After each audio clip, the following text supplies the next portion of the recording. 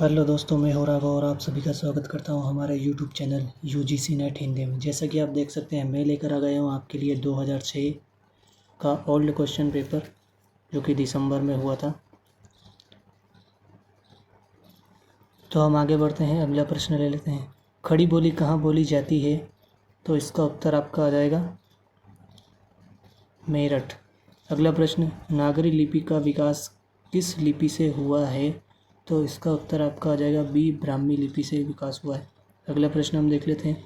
दक्षिण भारत हिंदी प्रचार सभा का मुख्यालय कहाँ है? दक्षिण भारत हिंदी प्रचार सभा का मुख्यालय कहाँ है? तो इसका उत्तर है डी, मद्रास में। अगला प्रश्न हम देख लेते हैं। प ध्वनि का उच्चारण स्थान है। प ध्वनि का उच्चारण, ध्वनि से उच्चारित अगर प्रश्न आता है तो आप देख लीजिएगा, उसे उच्चारण करके ही आप देखिएगा तो आपको उसका उत्तर मिल जाएगा। आप प बोलोगे तो वह ओष्ठ्य से ध्वनि निकलती है, तो इसका उत्तर आ जाएगा बी। अगला प्रश्न हम देख लेते हैं। गोस्वामी गोकुलनाथ द्वारा लिखित ग्रंथ का नाम क्या है? तो इसका उत्तर आपका आ जाएगा डी, 84 वैष्णव की वार्ता। अगला प्रश्न हम देख लेते हैं। आल्हा खंड का रचयिता कौन है? आल्हा खंड का रचयिता कौन है? तो इसका उत्तर आपका आ जाएगा बी, जगनीक। अगला प्रश्न हम देख लेते हैं। इनमें से कौन आलावर महिला संत है? इनमें से कौन आलावर महिला संत है? तो आंडाल, ये इसका उत्तर आ जाएगा आंडाल। अगला प्रश्न हम देख लेते हैं। तुलसीकृत कृष्ण काव्य कौन सा है? तुलसीकृत कृष्ण काव्य कौन सा है? तो इसका उत्तर आपका आ जाएगा डी, कृष्ण गीतावली। ठीक है। प्रभु जी तुम चंदन हम पानी किसकी पंक्ति है? प्रभु जी तुम चंदन हम पानी किसकी पंक्ति है? तो यह पंक्ति है रैदास की, और यह प्रसिद्ध पंक्ति है जो कि हर पेपर में पूछा जाता है और यूजीसी नेट में भी पूछा जाएगा। अगला प्रश्न हम देख लेते हैं। इनमें से कौन सी रीतिबद्ध नहीं है? इनमें से कौन सा कवि है जो रीतिबद्ध का नहीं है? तो वो देख लेते हैं हम। अगला घनानंद, उत्तर इसका सी आपका आ जाएगा, घनानंद जो रीतिबद्ध के कवि नहीं है। अगला प्रश्न हम देख लेते हैं। कौन सा लेखक भारतेंदु मंडल का नहीं है? कौन सा लेखक भारतेंदु मंडल का नहीं है? तो इसका उत्तर आपका आ जाएगा डी, श्रीधर पाठक। इसका उत्तर आपका आ जाएगा डी, श्रीधर पाठक। अगला प्रश्न हम देख लेते हैं। एक भारतीय आत्मा नाम से कविता की रचना किसने की है? तो इसका उत्तर आपका आ जाएगा माखनलाल चतुर्वेदी ने इस कविता की रचना की है। उत्तर बी इसका सही। अगला प्रश्न हम देख लेते हैं। इनमें से कौन सा सही है? तो इसमें इसका उत्तर आपका आ जाएगा ए, पहला तार सप्तक नहीं, प्रथम तार सप्तक होता है। ठीक है। अगला प्रश्न हम देख लेते हैं। यज्ञ की कौन सी रचना यात्रा पर आधारित है? कौन सी रचना यात्रा पर आधारित है? तो इसका उत्तर आपका आ जाएगा ए, एक बूंद सहसा उछली। एक बूंद सहसा उछली, ए उत्तर इसका सही है। अगला प्रश्न हम देख लेते हैं। कौन सी रचना शमशेर बहादुर सिंह की है? कौन सी रचना शमशेर बहादुर सिंह की है? तो इसका उत्तर आपका आ जाएगा डी, एक पीली शाम, एक पीली शाम। ठीक है। अगला प्रश्न हम देख लेते हैं। प्रपद्यवाद किसका पर्याय है? प्रपद्यवाद किसका पर्याय है? तो यह उसका उत्तर आपका आ जाएगा बी, नकेनवाद। नकेनवाद को प्रपद्यवाद भी कहते हैं। ठीक है। अगला प्रश्न हम देख लेते हैं।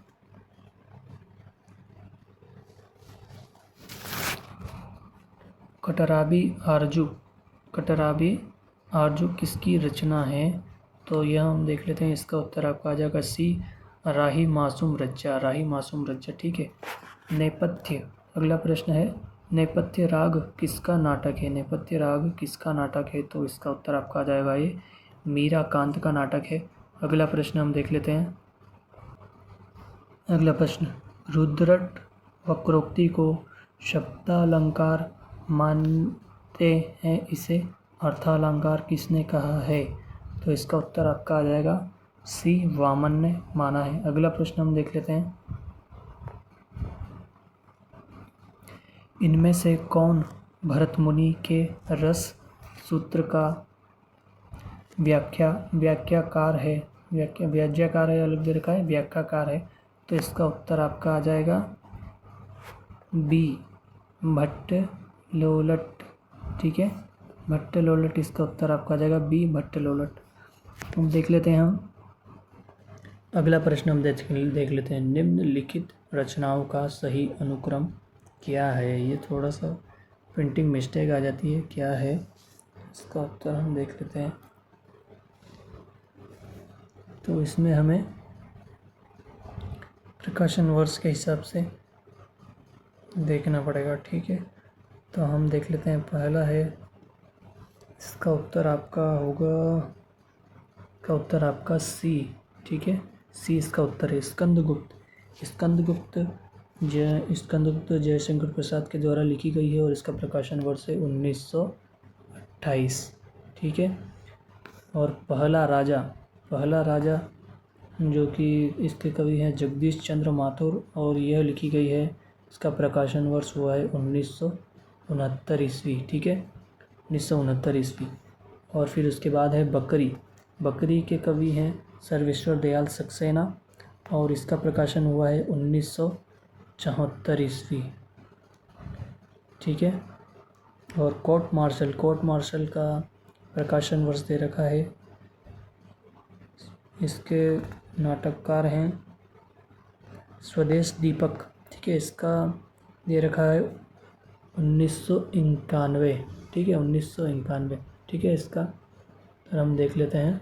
अगला प्रश्न, ये इसका उत्तर, तो इसका उत्तर आपका आ जाएगा सी। ठीक है, इसका उत्तर आपका आ जाएगा सी, इसका उत्तर यही माना जाएगा। ठीक है, अगला प्रश्न हम देख लेते हैं। अगला प्रश्न, निम्नलिखित कविताओं का सही अनुक्रम क्या है? निम्नलिखित कविताओं का सही अनुक्रम क्या है? तो इसका उत्तर आपका आ जाएगा ए, इसका उत्तर सही है। ठीक है, अब पहला कविता है मुक्ति प्रसंग का जो कवि हैं राजकमल चौधरी और इसका प्रकाशन वर्ष है 1966। ठीक है, उसके बाद संसद से सड़क तक, इसके कवि हैं धूमिल जी और उनका कविता का प्रकाशन वर्ष है 1972। ठीक है, और फिर अपनी केवल धार, इसके कवि हैं अरुण कमल और इनका प्रकाशन वर्ष है 1980। ठीक है, और आवाज़ भी एक जगह है, इसके कवि हैं मंगलेश डबराल और इसका प्रकाशन वर्ष है 2000।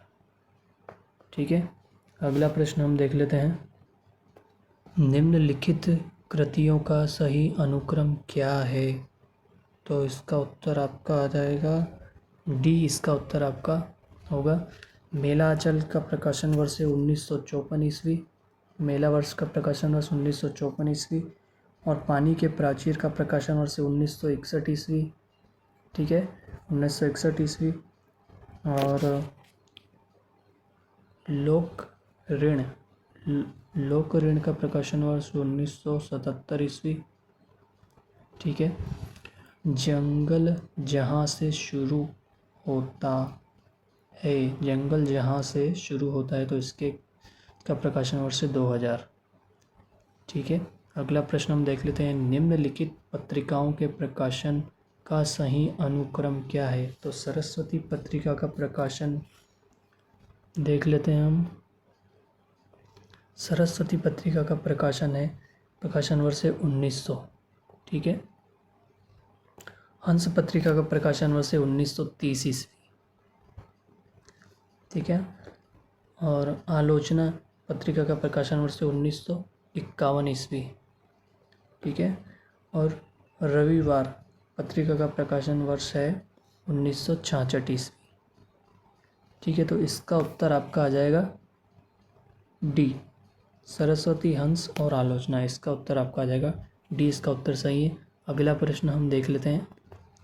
निम्नलिखित कहानियों का सही अनुक्रम क्या है? तो कहानी इसका पहला हम देख लेते हैं कहानियों का सही अनुक्रम। इसका उत्तर आपका आ जाएगा डी। इसका उत्तर आपका सही है। तो देख लेते हैं हम इनके प्रकाशन वर्ष का। पहला है पुरस्कार। अब इसका प्रकाशन वर्ष है 1930 ईस्वी। ठीक है। फिर उसके बाद है कफन। कफन का प्रकाशन वर्ष है 1936 ईस्वी। ठीक है। फिर उसके बाद है राजा निर्वसिया। इसका प्रकाशन वर्ष है 1956 ईस्वी। ठीक है। और वापसी। वापसी का प्रकाशन वर्ष है 1961 ईस्वी। ठीक है। तो इसका उत्तर आपका डी आ जाएगा। पुरस्कार, कफन, राजा निर्वसिया और वापसी। अगला प्रश्न हम देख लेते हैं। निम्नलिखित निबंधों का सही अनुक्रम कौन सा है। तो अब निबंध का सही अनुक्रम हम देखेंगे तो इसका उत्तर आपका आ जाएगा ए। इसका उत्तर आपका आ जाएगा ए। इसका उत्तर आपका आ जाएगा सही। तो प्रबंध प्रतिमा का प्रकाशन वर्ष देखेंगे हम तो 1940 ईस्वी। ठीक है। अतीत के चलचित्र का प्रकाशन वर्ष है 1941 ईस्वी। ठीक है। फिर ठेले पर हिमालय। ठेले पर हिमालय, इसका प्रकाशन वर्ष है 1958 ईस्वी। ठीक है। और प्रिया नीलकंठी। प्रिया नीलकंठी का प्रकाशन वर्ष है इसका 1968 ईस्वी। ठीक है। तो इसका उत्तर आपका ए। इसका उत्तर सही है। अगला प्रश्न हम देख लेते हैं।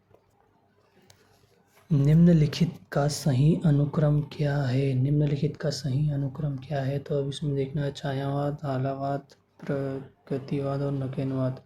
तो इसका उत्तर आपका आ जाएगा सी। इसका उत्तर सही है। छायावाद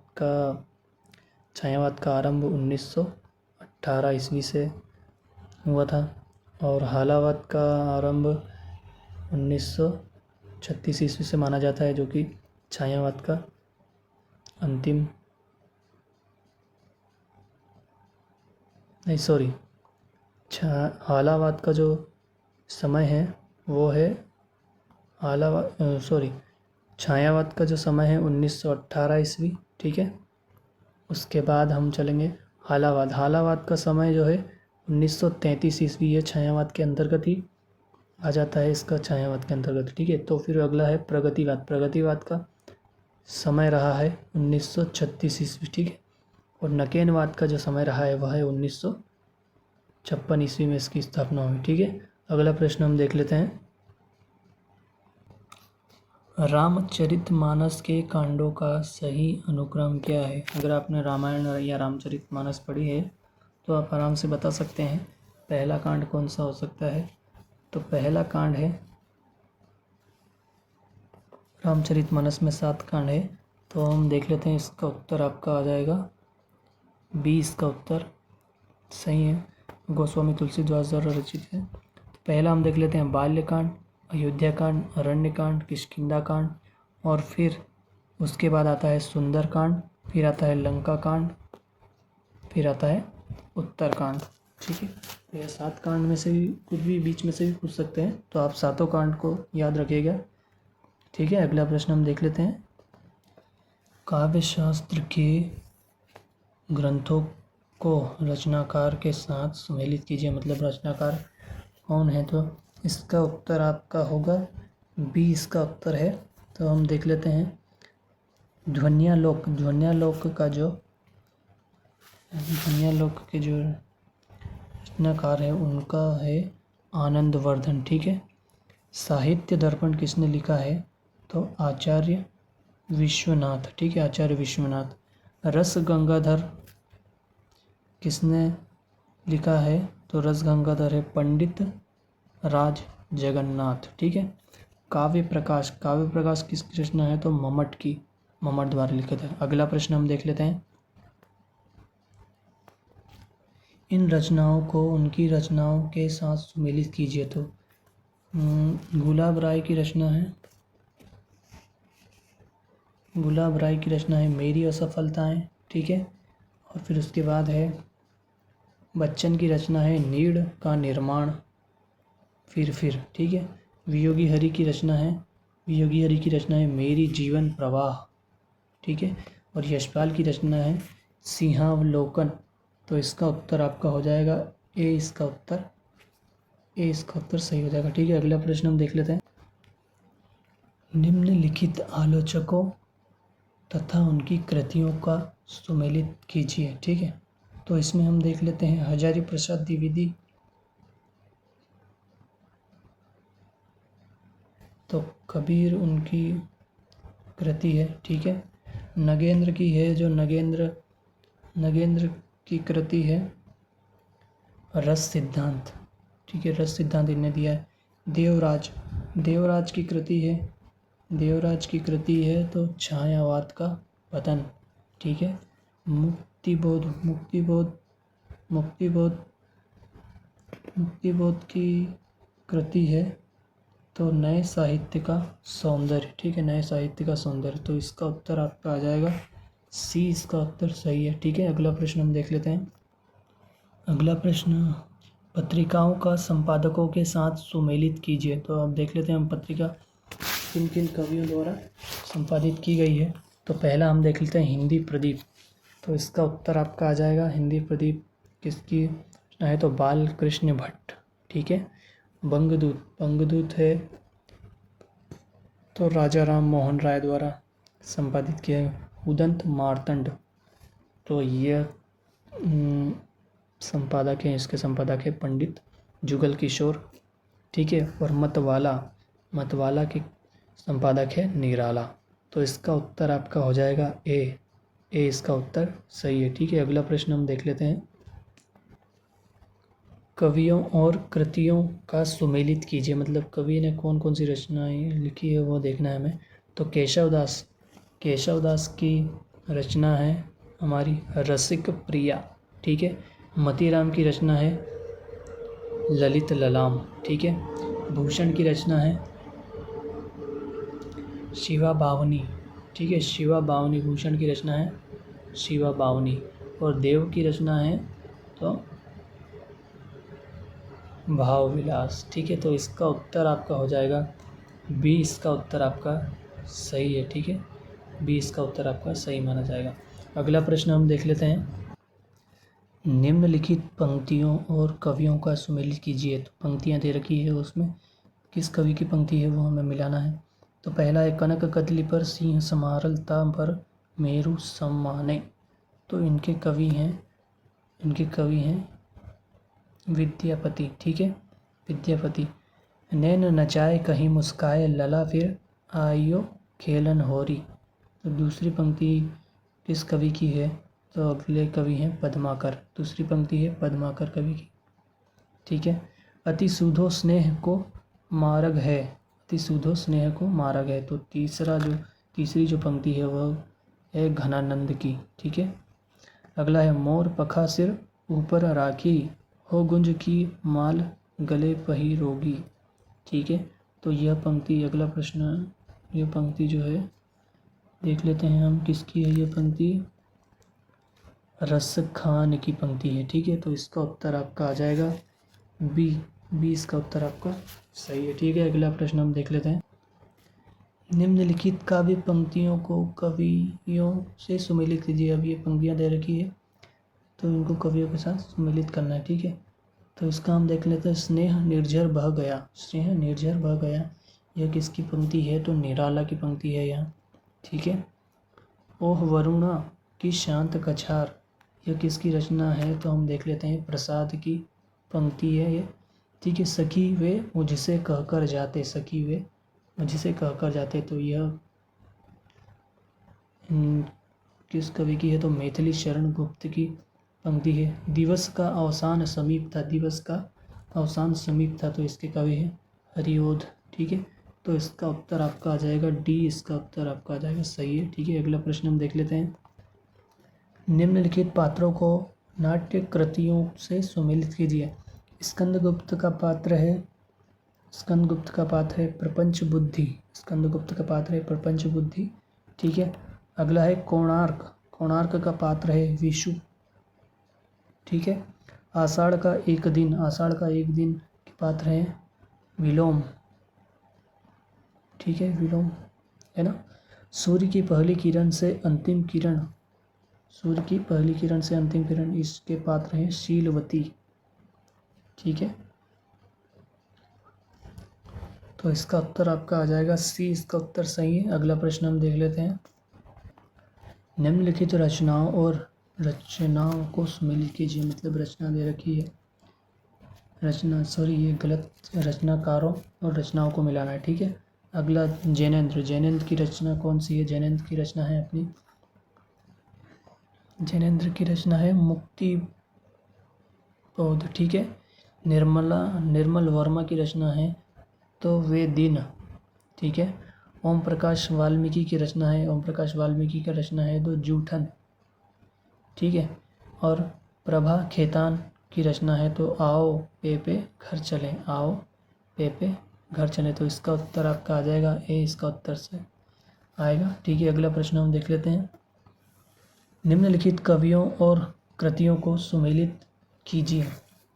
तो पहला हम देख लेते हैं सुमित्रा नंदन पंत। सुमित्रा नंदन पंत का है, पंक्ति है स्वर्ण धूलि। ठीक है, यह इनकी कृति है।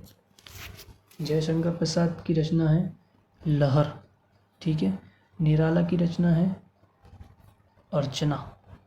ठीक है, हरिवंश राय बच्चन की रचना है एकांत संगीत, एकांत संगीत। ठीक है, तो इसका उत्तर आपका आ जाएगा डी, इसका उत्तर होगा।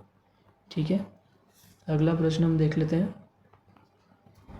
मिथक मानव इतिहास को समझने का द्वार है, ये सही है, क्योंकि ये इतिहास की भांति तथ्यात्मक होते हैं, इतिहास की भांति तथ्यात्मक होते हैं।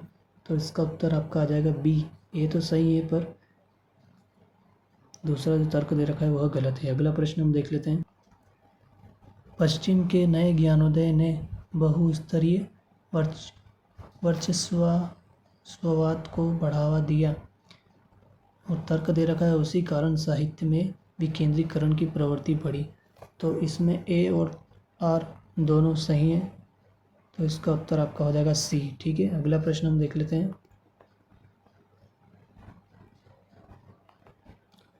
रहस्यवाद की कविताओं में सबसे अधिक विरजितजनक दो बातें होती है, भावों में सच्चाई का अभाव और व्यंजना की कृत्रिमता। तर्क दे रखा है क्योंकि भावों का संबंध विशुद्ध अध्यात्म से होता है। तो इसका उत्तर आपका आ जाएगा डी। ए और आर दोनों सही हैं। अगला प्रश्न हम देख लेते हैं।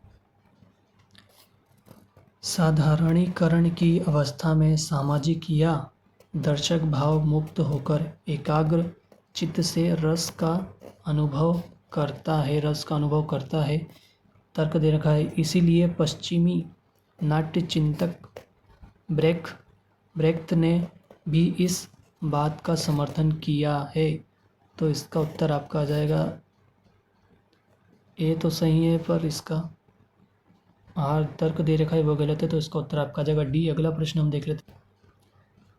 कला सौंदर्य का विधान करती है। तर्क दे रखा है कविता में असुंदर और कुरूप वस्तुओं का वर्णन भी कलात्मक सौंदर्य के अंतर्गत आता है। तो इसका उत्तर आ जाएगा बी, इसका उत्तर है। ए और आर दोनों सही हैं। अगला प्रश्न हम देख लेते हैं। श्लिष्ट या अनेकार्थवादी शब्दों के द्वारा अनेक अर्थ के अभिधान में शब्द श्लेष अलंकार होता है। तर्क दे रखा क्योंकि इसमें सार्थक अथवा निरर्थक शब्दों की आवृत्ति होती है। तो यह दोनों सही है, ए और आर दोनों सही आ जाएगा। तो इसका उत्तर आपका आ जाएगा डी। अगला प्रश्न देख लेते हैं। ज्यों सभ्यता दे रखा, ये सभ्यता है, गलत छपा हुआ है इसमें, तो देख लेते हैं। आप प्रिंटिंग मिस्टेक आ जाएगी थोड़ी बहुत। सभ्यता बढ़ती गई त्यों त्यों ज्ञान सत्ता बुद्धि व्यवसायत्मक होती गई। ठीक है, तर्क दे रखा है क्योंकि इसमें भाव सत्ता का अभाव है। तो इसका उत्तर आपका आ जाएगा सी। ए और आर दोनों सही हैं, क्योंकि होता है ऐसा। अगला प्रश्न हम देख लेते हैं। एक चैप्टर दे रखा है जिसमें से आपको पढ़कर अच्छी तरह से उत्तर इसी में से ही ढूंढने हैं, जो कि मैं आपको सीधे उत्तर बता देता हूँ प्रश्नों के। ठीक है, ये भक्ति किसे कहते हैं? भक्ति, ये थोड़ी पेंडिंग में, भक्ति किसे कहते हैं? तो इसका उत्तर आपका आ जाएगा धर्म की रसात्मक अनुभूति। इसका उत्तर आपका डी आ जाएगा। अगला प्रश्न हम देख लेते हैं।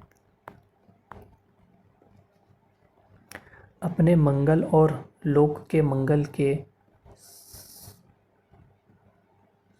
संगम के लिए मनुष्य को अपने हृदय के प्रसार का अभ्यास कहाँ करना चाहिए? तो इसका उत्तर आपका आ जाएगा बी, प्रकृति के क्षेत्र में। प्रकृति के क्षेत्र में, जहाँ पर प्रकृति के क्षेत्र में। अगला प्रश्न हम देख लेते हैं। शासन की पहुँच कहाँ तक होती है? शासन की पहुँच कहाँ तक होती है? तो प्रवृत्ति और निवृत्ति की बाहरी व्यवस्था तक। तो इसका उत्तर आपका आ जाएगा ए, प्रवृत्ति और निवृत्ति की बाहरी व्यवस्था तक। अगला प्रश्न हम देख लेते हैं।